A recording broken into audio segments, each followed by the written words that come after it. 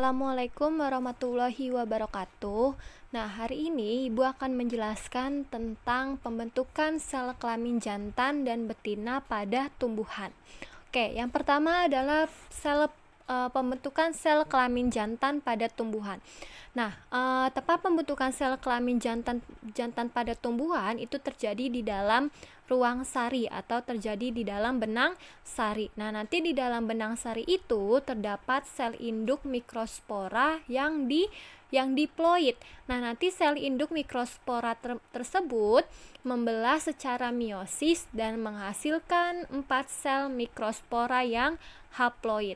Nah, selanjutnya setelah itu nanti setiap sel mikrosporanya yang haploid itu akan membelah secara mitosis dan menghasilkan 2 inti, yaitu adalah inti generatif dan ada inti vegetatif. Selanjutnya nanti ketika bunganya sudah dewasa, nanti si ruang sarinya itu atau benang sarinya itu akan pecah dan serbuk sarinya akan keluar dan jatuh di atas kepala putik. Nah, itu adalah proses pembentukan sel kelamin jantan pada tumbuhan. Selanjutnya, kalau pada pembentukan sel kelamin betina pada tumbuhan itu terjadinya di dalam ovarium. Nah, di dalam putik. Nah, di dalam putik itu ada ovarium. Nah, nanti si ovariumnya itu terdapat yang namanya ovul. Nah, si ovulnya itu akan menghasilkan yang namanya sel induk megaspora. Nanti sel induk megasporanya tersebut akan menghasilkan atau membelah menjadi 4. Ada 4 megaspora. Selanjutnya nanti si 4 megaspora itu akan mengalami meiosis. Nah, mengalami meiosis itu nanti 3 itu akan tereduksi atau akan hilang dan satunya itu akan berkembang. Jadi tinggal 1 megaspora yang berkembang. Selanjutnya akan mengalami mitosis 1 yang akan membelah menjadi 2. Yang tadinya cuma 1 megaspora lalu akan menjadi 2 akibat adanya pembelahan mitosis 1. Selanjutnya nanti dia akan mengalami mitosis 2 dan akan berkembang menjadi 4 gitu ya. Nah, selanjutnya nanti setelah mengalami mitosis 2 akan mengalami namanya mitosis 3 dan akan berkembang menjadi 8. Jadi yang tadinya cuma 4 jadi akan mengalami mitosis 3 dan menghasilkan 8 megaspora. Nah, nanti 8 megaspora ini ada bagian-bagiannya. Nah, yang di atas itu adalah bagiannya ada 3, di tengah itu ada 2 dan di bawahnya lagi itu ada 3. Nah, nanti yang 3 teratas, yang tengah-tengahnya itu namanya adalah sel antipoda. Selanjutnya yang 2 di tengah itu namanya adalah inti kandung lembaga sekunder dan yang 2 yang ada di pinggir itu namanya adalah sel sinergit yang bawahnya dan yang tengah bawah itu adalah namanya ovum atau sel telur. Nah, itu adalah proses pembentukan sel kelamin jantan dan sel kelamin betina. Selanjutnya adalah pembuahan pada gimnospermae. Nah, pembuahan pada gimnospermae ini dia contohnya terjadi pada pinus ya. Nah, dia itu pada pembuahan gimnospermae itu mengalami pembuahan tunggal atau pembuahan yang hanya terjadi 1 kali. Nanti si pinus dewasanya ini akan menghasilkan yang namanya konus jantan muda dan akan menghasilkan konus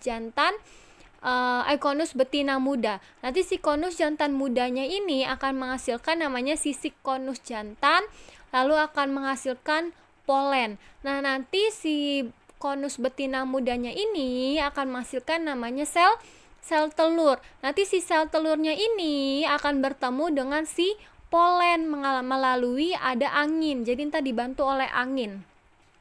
Nanti dia akan berkembang, si sel polennya ini atau sel sperma dalam tabung polennya ini akan berkembang dengan sel telur, lalu akan menghasilkan biji dengan embrio, lalu akan menghasilkan biji pinus dan akan menghasilkan pinus muda. Nah, itu adalah proses pembuahan contoh pada tumbuhan pinus ya atau pembuahan pada gimnospermae.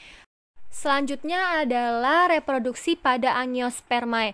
Nah, Angiospermae ini adalah biji tertutup. Nah, berbeda dengan Gymnospermae, kalau di Angiospermae ini disebut namanya adalah pembuahan ganda.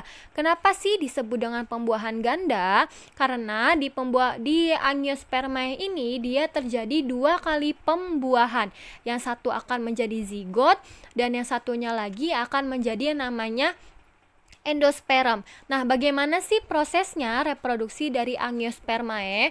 Oke, jadi nanti adanya peleburan atau adanya pembuahan yang terjadi pada kepala sari dan ada pada kepala putik. Nanti si kepala sarinya ini atau benang sarinya ini akan bertemu dengan si putik atau bertemu dengan yang di dalamnya putik adalah ovarium atau ovul atau sel telur. Nah, nanti akan terjadi penyatuan si inti spermanya tersebut dengan si sel telurnya itu. Nah, nanti setelah dia menyatu, nanti akan terjadi namanya inti generatif tersebut akan bermitosis menjadi 2 inti generatif. Dan sementara itu, nanti si inti vegetatifnya itu akan membentuk tabung serbuk sari yang berkembang sepanjang tangkai putik. Selanjutnya nanti si kedua inti generatif tersebut bergerak mengikuti di belakang inti vegetatif. Nah, setelah sampai di kandung lembaga, nanti si satu inti generatifnya tersebut akan membuahi sel telur dan membentuk yang namanya zigot. Selanjutnya, satu inti generatif lainnya akan membuahi inti lainnya membentuk yang namanya inti kandung lembaga sekunder. Nanti si inti kandung lembaga sekunder itu akan berkembang menjadi yang namanya endosperm. Nah, atau yang nama lainnya dari endosperm adalah cadangan makanan bagi tumbuhan yang baru. Seperti itu. Oke, Ibu akan menunjukkan gambarnya, maksudnya apa sih? Tadi ada inti vegetatif, ada inti generatif seperti ini. Nah, tadi yang di sebelumnya adalah proses pembentukan sel kelamin betina pada tumbuhan. Tadi kan 3 akan menghasilkan yang di atas ada 3, yang di tengah ada 2, yang di bawah ada 3. Nah, di atas 3 ini ada namanya antipoda. Nah, nanti yang 2-nya ini di tengah namanya adalah inti kandung lembaga sekunder. Nah, yang 3 di bawahnya ini, yang di tengah-tengahnya namanya adalah sel telur, dan yang 2 ini namanya adalah sinergit. Nah, tadi akan menghasilkan namanya inti vegetatif, lalu ada 2 inti generatif.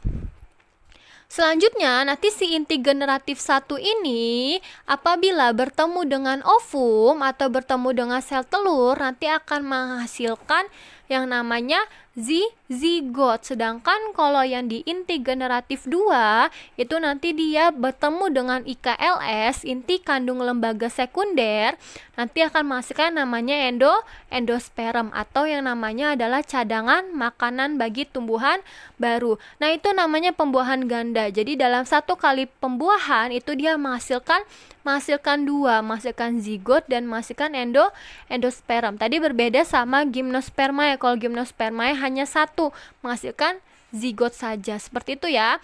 Nanti Bu, si antipoda sama sinergitnya kemana? Nanti si antipoda sama sinergitnya ini dia akan menghilang jika sudah terjadinya pembentukan zigot. Seperti itu. Oke, mungkin cukup sekian untuk pembuahan pada Angiospermae dan Gymnospermae serta pembentukan sel kelamin jantan dan betina pada tumbuhan. Terima kasih. Wassalamualaikum warahmatullahi wabarakatuh.